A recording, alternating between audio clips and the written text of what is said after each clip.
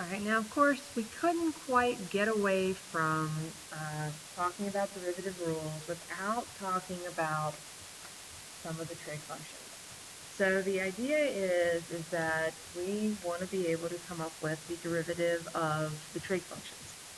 Now just like before, here are the rules.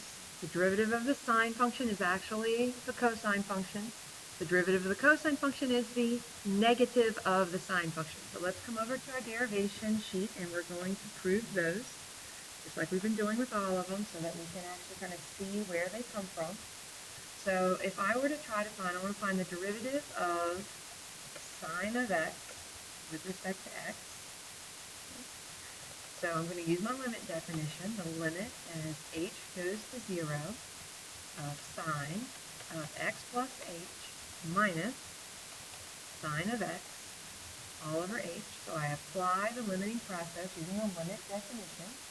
Now I got to do a little kind of recall from trig. This is the sine of a sum.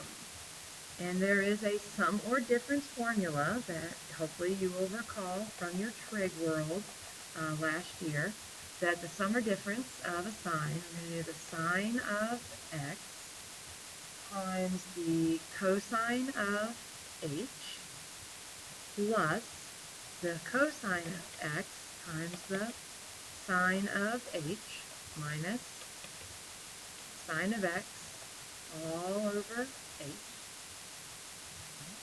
Now I'm going to regroup and rearrange. I'm basically going to combine the ones that they both have a sine of x in it together. So I'm going to have cosine x sine h plus, and then these two both have a sine x in it, so I'm going to factor out the sine of x. From this term, you'd have cosine of h minus 1. And of course, this is all over h. Now, what that allows me to do then is I can then separate this, split it over the denominator, and I will have cosine of x sine h over h plus sine of x cosine of h minus 1 over h. And hopefully you can start to see kind of where I'm going with this proof, because cosine of x, since I'm doing the limit as h goes to 0, that's considered a constant, and that's considered a constant. It has nothing to do with the limit that I'm actually taking, okay? So we can basically pull those out. So it can be cosine of x, and then the limit of a sum is the sum of the limits. So that's going to get me to here.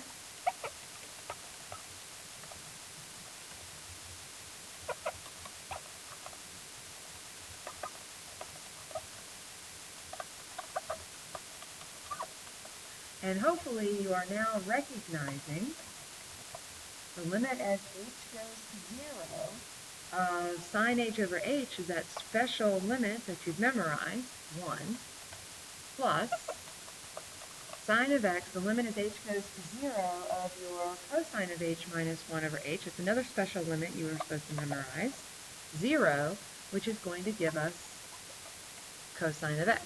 And so that is why we have the derivative of sine is cosine. If you actually take a look at your graphs of your sine and your cosine, so let's go to our y equals, and so let's graph sine of x, and then we'll do cosine of x, just to kind of verify, kind of see how this works. I'm going to do zoom trig, so zoom 7.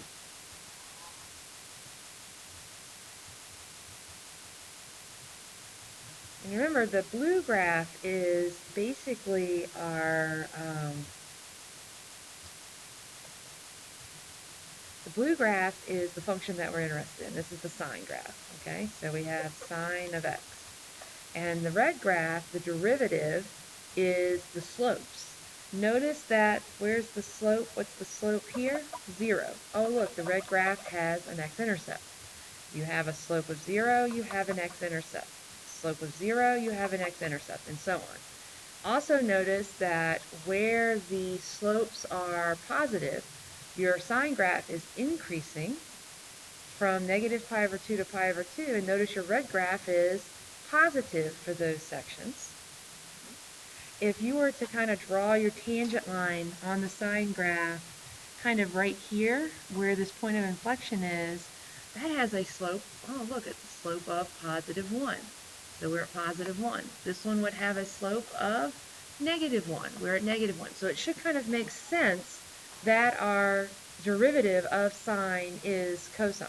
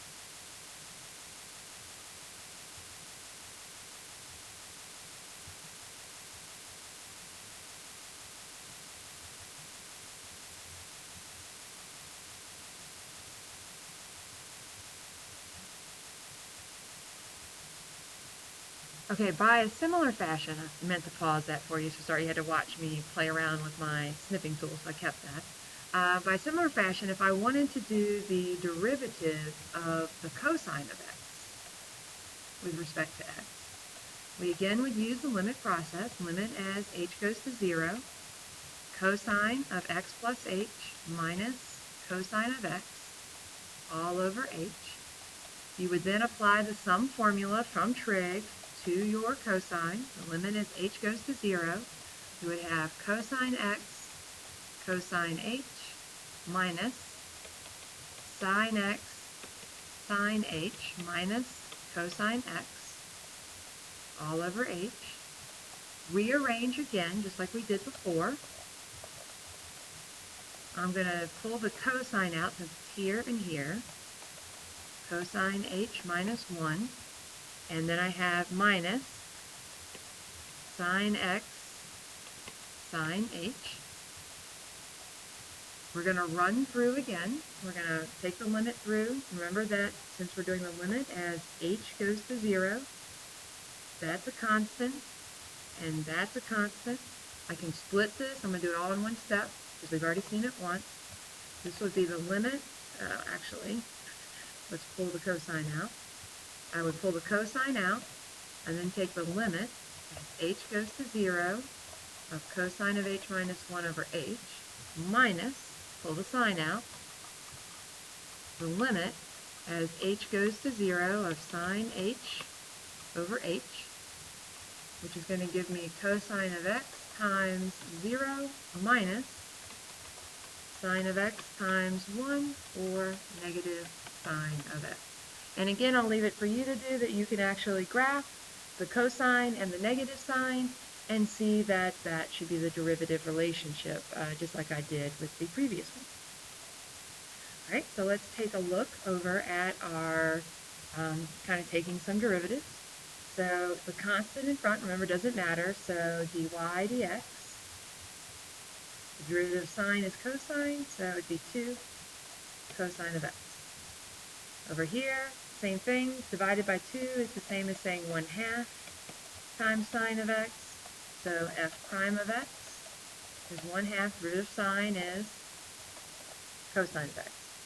And the one thing you just have to remember when you're looking at this, just remember the derivative of cosine is negative sine. So f prime of x, oh wait a minute, it's a sum, so you take the derivative of x, 1, plus the derivative of cosine, which is negative sine of x. So we really get 1 minus sine of x. So it's this idea of just memorizing your derivative rules for your sine and your cosine. All right, so if I want to find the slope of the graph, sine of x at the origin and at x equal to 4 pi over 3, Your slope is your derivative, f prime of x. So they're asking us to find f prime of 0, and they're asking us to find f prime of 4 pi over 3, okay, knowing what the question is asking. So your derivative of sine is cosine.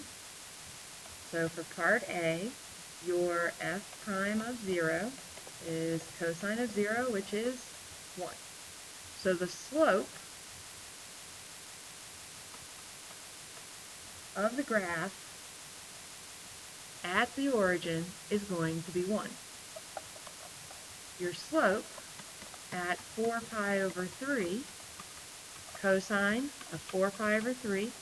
Now, of course, you're going to start to see that once we start throwing trig functions in the mix, you kind of got to know what your unit circle values are for your trig functions, because if you can't answer the question, cosine of 4 pi over 3, you're in the pi over 3 family, you're in quadrant 3 where it's negative, and the cosine is negative 1/2. All right, so that kind of gives us our kind of using our derivatives for our cosine and our sine. Not too bad, just add them to your flashcards and to your list. And so we'll stop there, and then we're going to start looking at some applications that we might want to work on in the next part of this.